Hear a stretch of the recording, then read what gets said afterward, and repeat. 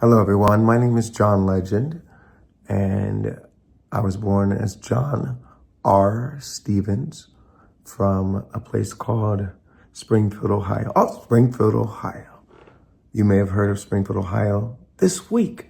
In fact, if you watched the debate, we were discussed by our presidential candidates, including a very special, interesting man named Donald J. Trump.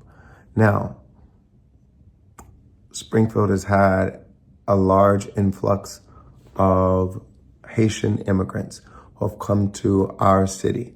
Now, our city had been shrinking for decades. We didn't have enough jobs. We didn't have enough opportunity. So people left and went somewhere else. So when I was there, we had upwards of 75,000 people. And in the last 5 years, we were down to like 60,000 people. But of late, during the Biden administration, there have been more jobs that opened up, more manufacturing jobs, more plants, factories that needed employees and were ready to hire people. So we had a lot of job opportunities, and we didn't have enough people in our town of 60,000 people to fill those jobs. And during the same time, there had been upheaval and turmoil in Haiti, and the federal government granted visas and immigration status to a certain number of Haitian immigrants so they could come to our country legally.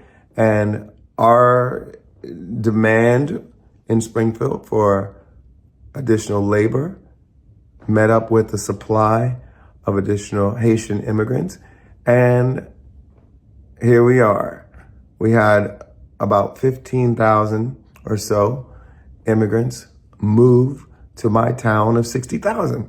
Now, you might say, wow, that's a lot of people for a town that only had 60,000 before. That's a 25% increase.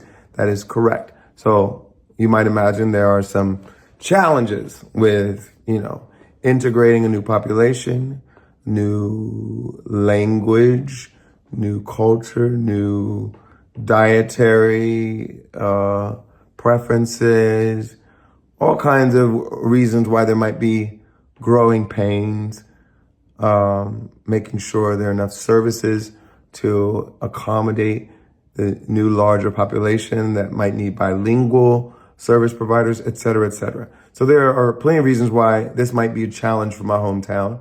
But the bottom line is these people came to Springfield because there were jobs for them and they were willing to work. And they wanted to live the American dream, just like your German ancestors, your Irish ancestors, your Italian ancestors, your Jewish ancestors, your Jamaican ancestors, your Polish ancestors, all these ancestors who have moved to this country, maybe not speaking the language that everyone else spoke, maybe not eating the same foods, maybe having to adjust, maybe having to integrate, but all coming because they saw opportunity for themselves and their families in the American dream, and they came here to do that. Some facts about immigrants. They usually do very well here. They are hardworking. They're ambitious. They commit less crime than native-born Americans. And they will assimilate and integrate in time, but it takes time.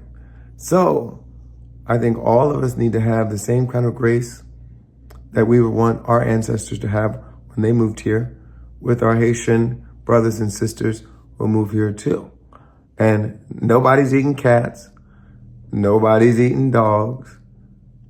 We all just want to live and flourish and raise our families in a healthy and safe environment. How about we love one another? I grew up in the Christian tradition. We said to love our neighbor as we love ourselves and treat strangers as though they might be Christ. So how about we adopt that ethos when we talk about immigrants moving to our communities and don't spread hateful, xenophobic, racist lies about them. John R. Stevens from Springfield, signing off.